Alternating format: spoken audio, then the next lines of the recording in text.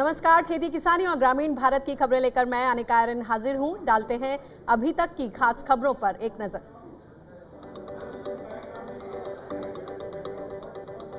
UP के शामली में गन्ना किसानों का प्रदर्शन, बकाया भुगतान और सही दाम ना मिलने से नाराज किसान, मांगे ना माने जाने पर बड़े आंदोलन की चेतावनी।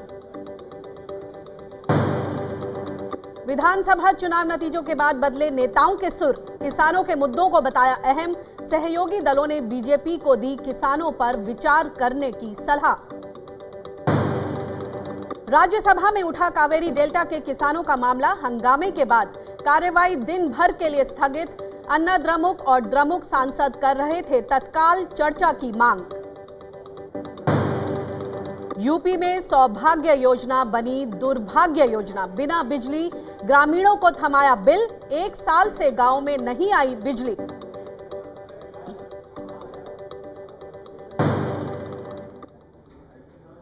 संसद के शीतकालीन सत्र का दूसरा दिन हंगामेदार रहा। राज्यसभा में अन्ना द्रमुक और द्रमुक सांसदों ने कावेरी डेल्टा के किसानों के संरक्षण और आंध्र प्रदेश को विशेष राज्य का दर्जा देने का मुद्दा उठाया। उन्होंने सभापति के आसन के सामने तख्तियां लहराते हुए इस पर तत्काल चर्चा की मांग की। समझाने के बावजूद जब वे अपनी सीटों पर नहीं लौटे तो सभापति वेंकैया नायडू ने पहले दोपहर 12 बजे तक और फिर पूरे दिन के लिए सदन की कार्यवाही स्थगित कर दी।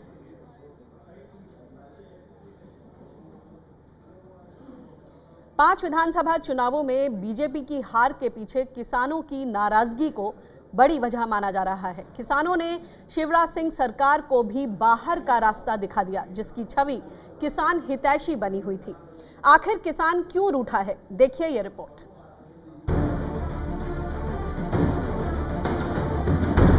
मध्य प्रदेश में शिवराज सिंह चौहान सरकार ने अपने पहले कार्यकाल में किसान समर्थक छवि बनाई।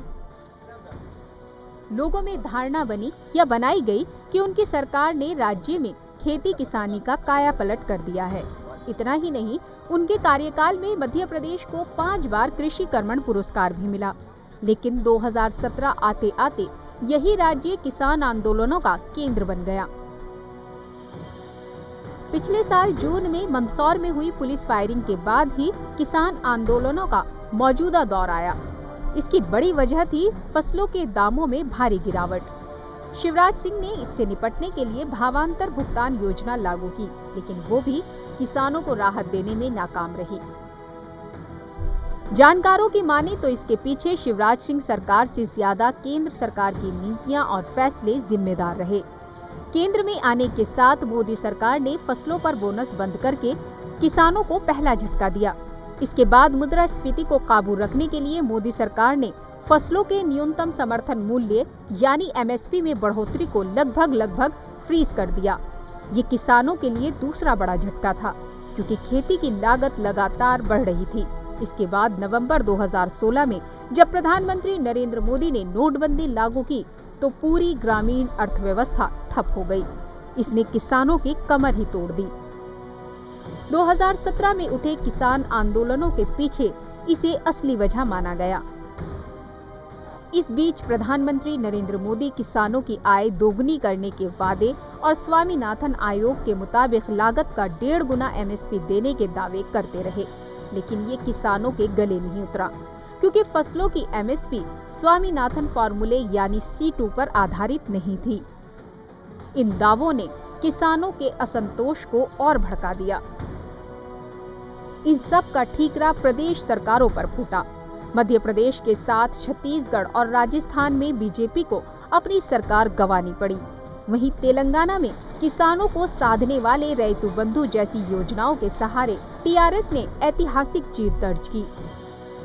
विधानसभा चुनाव परिणामों ने न केवल नरेंद्र मोदी सरकार बल्कि दूसरे राजनीतिक दलों को भी बता दिया है कि किसान का सवाल अब सियासी भविष्य तय करने लगा है। ऐसे में कोई पार्टी इसे केवल अपने नुकसान की कीमत पर ही नजरअंदाज कर सकती है। Bureau report.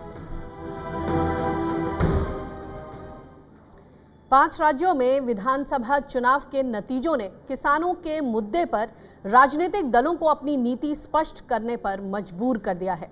अब सभी पार्टियों को लगने लगा है कि किसानों की बातें सुने बिना 2019 का लोकसभा चुनाव जीतना असंभव होगा। बीजेपी भले ही मध्य प्रदेश, राजस्थान और छत्तीसगढ़ के विधानसभा चुनावों में मिली हार का ठीकरा किसी के सर पर फोड़े, लेकिन इसके पीछे किसानों की नाराजगी को अहम माना जा रहा है।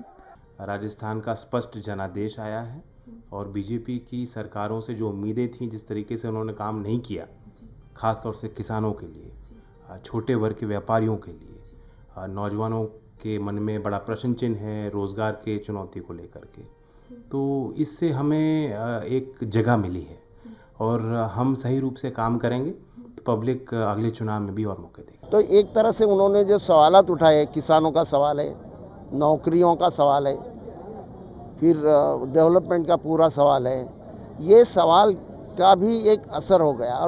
बीजेपी अभी कुछ नहीं बोल रही, लेकिन उसके सहयोगी दल किसानों के मुद्दों पर मुखर हो रहे हैं। वे 2019 का आम चुनाव जीतने के लिए किसानों और ग्रामीण संकट पर खुलकर बोलने की बात कर रहे हैं। नहीं, 2019 में एनडीए को थोड़ा और ब्रॉड बेस करना चाहिए, किसानों के सवालों को मुख्य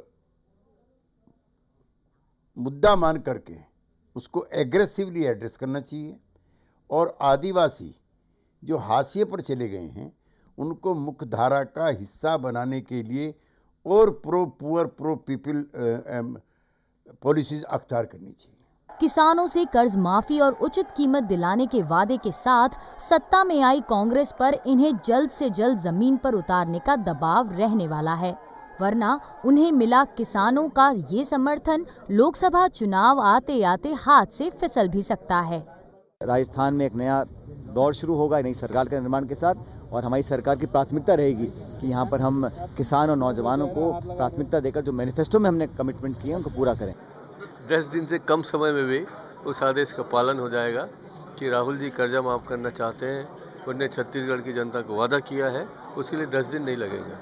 किसान खेती की बढ़ती लागत और फसल की उचित कीमत ना मिलने से परेशान हैं। ऐसे में जब सभी पार्टियां किसानों की बात कर रही हैं, तो बड़ा सवाल है कि क्या किसानों को इन परेशानियों से निजात मिल पाएगा। Bureau report. 5 राज्यों के विधानसभा चुनाव में बीजेपी के लचर प्रदर्शन के बाद अब उसके सहयोगी भी उसे नसीहत देने लगे हैं। बीजेपी की अगुवाई वाली केंद्र की एनडीए सरकार में शामिल शिरोमणि अकाली दल ने मोदी सरकार को किसानों के मुद्दों की समीक्षा करने की सलाह दे डाली है। शिरोमणि अकाली दल के वरिष्ठ नेता और सांसद प्रोफेसर प्रेम सिंह चंदू माजरा ने कहा कि हार जीत में किसानों के मुद्दे प्रमुख वजह रहे। उन्होंने प्रधानमंत्री फसल बीमा योजना को लागू करने के तरीकों को भी किसानों में नाराजगी की वजह बताया।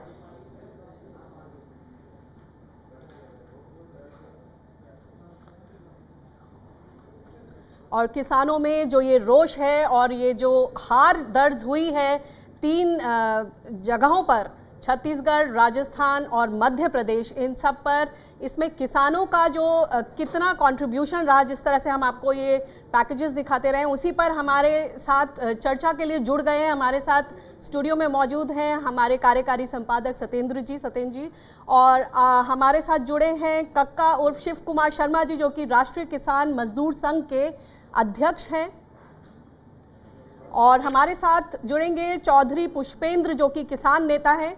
इन तीनों से हम बातचीत करेंगे। सबसे पहले मैं बातचीत करना चाहूँगी सत्येंद्र जी, आप ये बताइए कि हमने देखा कि मध्य प्रदेश में कांटे की टक्कर रही, लेकिन अंततः जो है कांग्रेस जो है अब सरकार बनाने जा रही है, लेकिन जो वहाँ हमारे जो मुख्यमंत्री रहे हैं उनको लेकर जो मामा जी की जो उनकी इमेज थी, और उन्होंने उनको किसान हितैषी बताया था शिवराज सिंह को, इतना रोष था हमारे पास गांव से जो स्टोरीज आती थी, लेकिन फिर भी टक्कर जो है काफ़ी कांटे की दी उन्होंने। तो क्या रहा उनका पूरा हिसाब किताब जहां तक किसानों के साथ उनकी बात की जाए? देखिए, शिवराज सिंह चौहान जी का जो शासन था काफ़ी लंबा शासन था। इस दरमियान एक आम छवि ये रही है कि उन्होंने किसानों के लिए काफ़ी काम किया 2 मुद्दों पर खासकर। एक तो उन्होंने किसानों की आमदनी बढ़ाने के लिए उनके कार्यकाल के पहले हिस्से में बोनस किसानों को काफ़ी उदारता से दिया गया, एमएसपी के ऊपर यह बोनस दिया जाता था। दूसरा, उन्होंने सिंचाई की सुविधाओं के विस्तार के लिए काफ़ी काम किया, ऐसी एक समझ है। लेकिन ये सारे काम उस समय हुए जब केंद्र में यूपीए की सरकार थी, और यूपीए की सरकार के समय जो सेंट्रल स्पॉन्सर्ड स्कीम्स हैं और उनकी जो दूसरी प्राथमिकताएं थी, उससे काफ़ी पैसा गाँवों में जा रहा था। ये समझ बनी है कि शिवराज सिंह जी की सरकार ने उस पैसे का काफ़ी हद तक कई जगहों पर अच्छा इस्तेमाल किया। लेकिन जैसे ही केंद्र में मोदी सरकार आई, ये तस्वीर बदल गई, क्योंकि मोदी सरकार की पहली प्राथमिकता मध्य वर्ग के लोगों को खुश करने की थी, और इसलिए जो अनाज का दाम ज़्यादा ना बढ़े, इसलिए उन्होंने जो किसानों को पैसा, ये बहुत ही बाजार का सिद्धांत है कि अगर एमएसपी ज़्यादा मिलेगा किसानों को तो अनाज महंगा बिकेगा, तो उन्होंने उसको एक तो एमएसपी को 2-3 साल तक बिल्कुल फ्रीज करके रखा, ऑलमोस्ट लगभग फ्रीज करके रखा, और दूसरा उन्होंने बोनस देने की जो परंपरा थी उसको लेकर उन्होंने राज्य सरकारों को हतोत्साहित किया। इसका बहुत बुरा असर मेरे मध्य ख्याल से प्रदेश ये में उन्होंने पड़ा। इन्फ्लेशन को भी काबू में लाने के लिए किया होगा, जिसमें ये कि फूड होता है- इन्फ्लेशन उसमें मेन था, जो खाने पान का इन्फ्लेशन है, तो इसके लिए किया। जी। लेकिन इससे किसानों की आमदनी तो घटी, और एक इसकी वजह से पूरे देश भर में जो ग्रामीण इलाके हैं और जो खेती का इलाका है, उसकी जो खुशहाली थी उस पर फर्क पड़ा। और जब नोटबंदी हुई, हम लोग सभी जानते हैं कि जितनी भी कैश से नकदी से चलने वाले कारोबार थे, जिसमें खेती में आज भी 90% से ज़्यादा लेन देन इसमें होता है, नकदी में होता है, तो वो तो पूरा कारोबार बैठ गया, और उससे जो किसान असंतोष बना, हम लोग जानते ही हैं कि मंदसौर में फायरिंग हुई, और उसके बाद ये आंदोलन देश भर में काफ़ी तेज हो मैं बात गया। करना चाहूँगी, हमारे साथ शिव कुमार शर्मा जी जुड़ गए हैं, जो कि मध्य प्रदेश से हैं। शिव कुमार जी, ये बताइए कि जो शिवराज सिंह चौहान की सरकार है, उसको 5 बार कृषि कर्मण पुरस्कार भी मिला, लेकिन उसके बाद जब ये मंदसौर की घटना घटी, उसके बाद से किस तरह से किसान आंदोलन तेजी से सशक्त हुआ, और अब आज की जो स्थिति है उसमें देखिए कि किसान किस तरह मुखर हैं। इतने आंदोलन हो गए, इतनी बार उन्होंने लॉन्ग मार्च की, मगर उनकी सुनवाई नहीं है, और इस बार यही गुस्सा जो है भारी पड़ा। देखिए, 10 वर्ष हमने दिग्विजय सिंह जी की सरकार थी, तो उसमें संघर्ष किया किसानों के लिए, जिसके कारण बीजेपी का उदय हुआ। 15 वर्ष हमने बीजेपी से संघर्ष किया, तो 25 वर्ष तो हमारा ये सामने का संघर्ष का काल हो गया।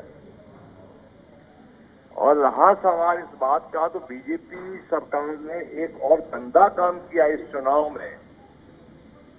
उसको कितना मीडिया हमारी बात को मानेगा, आज नहीं तो कल तो मानना पड़ेगा। वो सबसे गंदा काम ये कोशिश की है कि किसानों की नाराजगी से चुनाव में कोई असर नहीं पड़ा है, यह दर्शाने की कोशिश की है। मीडिया हमसे पूछ रहा है कि मंदसौर में गोलियां चली, 6 जवान बेटों की लाशें हमारी आंखों के सामने गिरी, 6 जवान बच्चे हमारे घायल हुए, 7,000 मुकदमे मंदसौर जिले में किसानों पर लगाए गए। और वहां पर भारतवर्ष के सभी किसान नेता, अपोजिशन के नेता ने जमघट मचा रहा। हम लगातार वहां 2017-18 से लगातार आंदोलन कर रहे हैं। इसके बाद भी वहां पर 4 सीटें भारतीय जनता पार्टी की जीतती है। ये ईवीएम की ओर इशारा करती है, ये जानबूझकर ईवीएम को मैनेज किया गया है मंदसौर में, ताकि ये संदेश दे सकें कि किसानों की नाराजगी से हमें कोई अंतर नहीं पड़ने वाला है। ये सबसे गंदा काम किया है, और अकेला मंदसौर नहीं है, ऐसे मध्य प्रदेश की अनेक पैचेज हैं जो इन्होंने 15 साल में कृत्य किया है। इनके 15 विधायक भी नहीं आना चाहिए था। जी, शिव कुमार जी, मैं आपके पास वापस आऊंगी। मैं इसी मुद्दे पर आपसे बात करना चाहूंगी सतेन जी, कि जिस तरह से इन्होंने बोला कि वहां पर भी उनको वोट मिले हैं, तो ये तो एक उल्टा ट्रेंड दिखाता है। और इसी के साथ जुड़ा है एक सवाल कि रूरल वर्सेस अर्बन जो एक पैटर्न उभर कर आया, आप हमारे को समझाने की कोशिश कीजिए कि किस तरह से उसका असर पड़ा। ये तो अगर तीनों राज्यों के जो नतीजे हैं उसमें अगर कांग्रेस को जो सीटें मिली हैं, उसका अगर विश्लेषण किया जाए तो 80 से लेकर 90% तक की जो सीटें उन्हें मिली हैं वो ग्रामीण क्षेत्रों से मिली हैं। बीजेपी को जो सीटें मिली हैं उसमें ग्रामीण क्षेत्र से मिली सीटों का प्रतिशत 60-70% के आसपास है। यानी गांव से जो ज़्यादा वोट और सीट गई है वो कांग्रेस को गई है, और ये ट्रेंड अभी पिछले साल भी देखने को मिला था जब गुजरात विधानसभा के चुनाव हुए थे। वहाँ पर भी जो बीजेपी को नुकसान हुआ वो मूल रूप से गाँव में हुआ, जबकि शहरों ने उनको बचा लिया था। मध्य प्रदेश में यह बात रही कि शहर भी उतने उत्साह से उनको बचाने के लिए नहीं आए, कई शहरों में भी उनकी सीटें और वोट काफ़ी कम हुए हैं। लेकिन जो ग्रामीण क्षेत्र और कृषि संकट से नया राजनीतिक कथानक बनने की बात है, इसकी पुष्टि अब होती जा रही है। और ये जो अभी हम लोगों ने खबर दिखाई उसमें तमाम पार्टियों के नेता, चाहे वो अकाली दल के हों, जनता दल यू के हों, जयंत चौधरी हों, ये सबकी जुबान से यह बात आ रही है कि अगर किसानों के असंतोष को हल नहीं किया गया तो कोई पार्टी अभी सफल होने के लिए नहीं सोच सकती है। जी, हमारे साथ जुड़ गए हैं किसान नेता चौधरी पुष्पेंद्र सिंह। पुष्पेंद्र जी, ये बताएं, जैसे कि हम दिखा रहे हैं, क्या वाकई जो किसान हैं उन्होंने बीजेपी की नाव डुबाई है? जी बिल्कुल सही बात कही है। ये किसान आज की तारीख में राजनीति में बड़ा एजेंडा बन चुका है और जिस प्रकार से पिछले 4-4.5 साल में किसानों की आमदनी में जो वृद्धि होनी चाहिए थी वो नहीं हुई और केवल जुमलेबाजी का काम हुआ, उससे किसानों में भारी रोष है। उल्टे जो किसानों की जो सरकार की नीतियां हैं उनके चलते किसानों की आमदनी घटी है। जैसे ये इन्होंने C2 + 50% का वायदा किया था वो इन्होंने नहीं दिया, उसकी वजह से 8-9 लाख करोड़ रुपया बहुत बड़ी रकम होती है, वो किसानों की जेब से इन्होंने निकाला। अदरवाइज जो है किसानों के पास 8-9 लाख करोड़ रुपया पिछले 4-4.5 साल में ज्यादा जाता। इसी प्रकार खेती की लागत लगातार बढ़ी है। कच्चा तेल $30 तक गिरने के बावजूद भी कोई राहत अनुपातिक रूप से इन्होंने नहीं दी। खाद फर्टिलाइजर भी इनके कार्यकाल में आधे रेटों पे आता रहा, चाहे DAP हो, यूरिया हो, लेकिन ये अपनी सब्सिडी तो बचाते रहे। जी, लागत की कॉस्ट बढ़ी। पुष्पेंद्र जी, इसके साथ एक और सवाल जुड़ता है कि लंबे समय से जो विशेषज्ञ हैं या कृषि से जुड़े लोग हैं, जानकार हैं, वो इस बात को बोलते रहे हैं कि किसानों की एक फिक्स्ड आमदनी होनी चाहिए। जैसे देवेंद्र शर्मा जी हैं, वो हमेशा से इसकी पैरवी करते आए हैं कि उनकी एक मुश्त मंथली इनकम अगर तय कर दी जाए तो उनको काफ़ी दुखों से उबारा जा सकता है। देखिए, मंथली इनकम तो देने की जो है हैसियत ही नहीं है किसी सरकार की, क्योंकि किसानों के जो 14 करोड़ अगर मैं करीब परिवार मान लूँ तो 14 करोड़ के हिसाब से यदि 15-20 हज़ार रुपये कोई देने लगे तो उतना बजट ही नहीं है किसी के पास। हाँ, जो तेलंगाना का मॉडल है जिसमें इन्होंने 20,000 रुपये पर हेक्टेयर प्रतिवर्ष दिया है सब्सिडी के रूप में डायरेक्ट, वो देना जरूर संभव है। उसको अब इन्होंने 25,000 कह दिया है जो नई सरकार अब बन के आ रही है KCR की। तो हमारा निवेदन है कि एक तो ये दिया जाए और दूसरा जो लागत कम करने की बात है, चाहे डीजल में है चाहे खाद में है, वो कम किया जाए। तीसरा, एक आयात निर्यात नीतियों से भी भयंकर नुकसान किसानों का हुआ है जी। इस 4-4.5 साल में जो यहाँ से हम कृषि जिन्सों का निर्यात करते थे वो तो घट करके जो है करीब 20-25% घटा है और बाहर से आयात हमने 60% ज्यादा किया है, जिससे किसानों की कमर टूटी है। इसी तरह इनकी नोटबंदी की नीतियां हो, चाहे आवारा पशु जो गौरक्षा की नीतियां हैं जिससे घूम रहे हैं, उससे तमाम जो दूध का चेन जी। पुष्पेंद्र जी, माफ कीजिएगा, मैं आपको रोकना चाहूंगी, समय की कमी है, मुद्दे बहुत हैं किसानों के। जैसे कि आपने बोला नोटबंदी ने उनकी कमर तोड़ी और हमारे पास ऐसी तमाम चीजें हैं जो हम दिखा सकते हैं दर्शकों को, जिनकी वजह से किसानों में ये रोष अचानक नहीं आया, पिछले 1-1.5 साल 2 साल से ये उबलता जा रहा है रोष, जो कि इस तरह से अब इस मुकाम पर ले आया जो सरकारों को इसका जो रोष है उसी की वजह से बीजेपी की सरकार जो है उसकी नाव डूबी है। फिलहाल मैं शुक्रिया अदा करना चाहूंगी, हमारे साथ शिव कुमार शर्मा जी जुड़े, आपका बहुत बहुत शुक्रिया। सत्येंद्र जी, आपका बहुत बहुत शुक्रिया हमारे साथ बातचीत करने का। फिलहाल बुलेटिन में वक्त है ब्रेक का, ब्रेक के बाद दिखाएंगे कि कहां बोया जा रहा है काला गेहूं।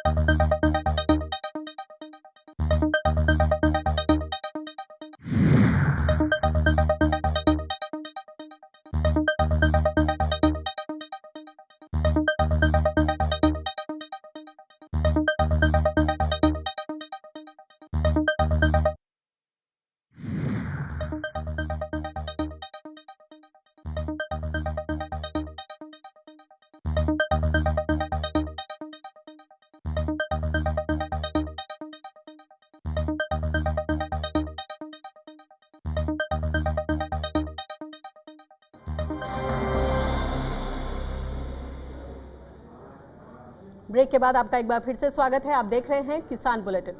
छत्तीसगढ़ में कांग्रेस की सरकार बनने से पहले ही किसानों की कर्ज माफी की तैयारी शुरू हो गई है। शासन ने सहकारी बैंकों से किसानों के कर्ज की जानकारी ली है। किसानों पर इन बैंकों का करीब 5,000 करोड़ रुपए का कर्ज का अनुमान है।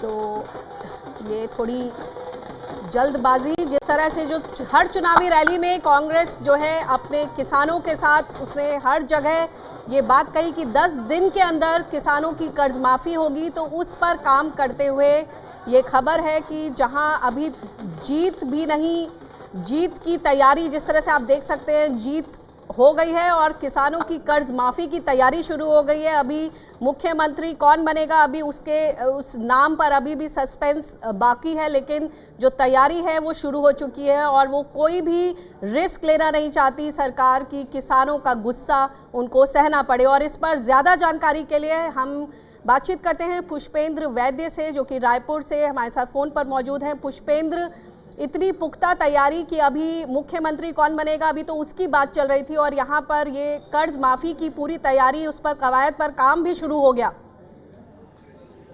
जी देखिए, सबसे बड़ी वजह यह है कि कांग्रेस जिस मुद्दे पर, जिस एजेंडे पर सरकार में लौटी है, उसको सबसे बड़ी जो मदद है वो किसानों ने की है।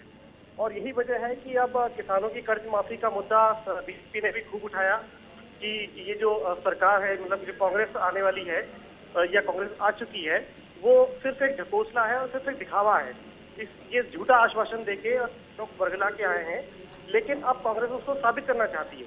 और यही वजह है कि सरकार बनने से पहले ही किसानों की कर्ज की पूरी जानकारी जो है वो इंटरनली सिस्टम में मांगना शुरू कर दी है सहकारी बैंकों से। जी पुष्पेंद्र, ये हम खबर में दिखा रहे हैं कि बैंकों का करीब 5,000 करोड़ रुपए का कर्ज का अनुमान है किसानों पर, तो ये किस तरह से जो आर्थिक सेहत है वो कैसी है और उस स्थिति में इसको किस तरह से ये अपना काम कर पाएंगे कर्ज माफी का? जी देखिए, मैंने यही सवाल आज टीएस सिंहदेव, जो कि छत्तीसगढ़ के कांग्रेस के संभावित चेहरे हैं, उनसे भी मैंने यही सवाल किया था अपनी बातचीत में। तो उन्होंने मुझे पूरा कैलकुलेशन बताया और उन्होंने कहा कि ये बहुत बड़ी रकम नहीं है और इसको आसानी से चुकाया जा सकता है। किसानों का कर्ज जो है वो हम लोग सहकारी बैंक, जो कि ग्रामीण इलाकों में होती है, जो किसानों को ऋण देती है, तो ये जो बैंकें हैं उससे जानकारी फिलहाल ली जा रही है। और 5,000 करोड़ एक बड़ा अनुमान है कि जो सहकारी बैंकों से किसानों को ऋण दिया गया है, वो दरअसल 5,000 करोड़ के आसपास एक मोटा मोटा अनुमान लगाया जा रहा है कि यदि 5,000 रुपया इन सहकारी बैंकों को दे दिया जाएगा तो शायद ये कर्ज जो किसानों पर है ये माफ किया जा सकता है। जी बहुत शुक्रिया इस जानकारी का पुष्पेंद्र वैद्य। उत्तर प्रदेश में गन्ना किसान अपनी मांगों को लेकर प्रदर्शन करने को मजबूर हैं। शामली में बकाया भुगतान और गन्ने की कीमत ना बढ़ने से नाराज किसानों ने जिला कार्यालय के सामने प्रदर्शन किया। राष्ट्रीय लोकदल की अगुवाई में प्रदर्शन कर रहे किसानों ने सरकार पर झूठ बोलने का आरोप लगाया। वहीं अधिकारी जल्द ही बकाया भुगतान करने का आश्वासन दे रहे हैं।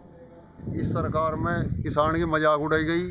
पिछले साल 10 रुपए कुंतल बढ़ाया गया, जो 10 पैसे किलो बैठता है। हर चीज़ पर जीएसटी लगा दी, किसान बर्बादी की कगार पर पहुंचा दिया।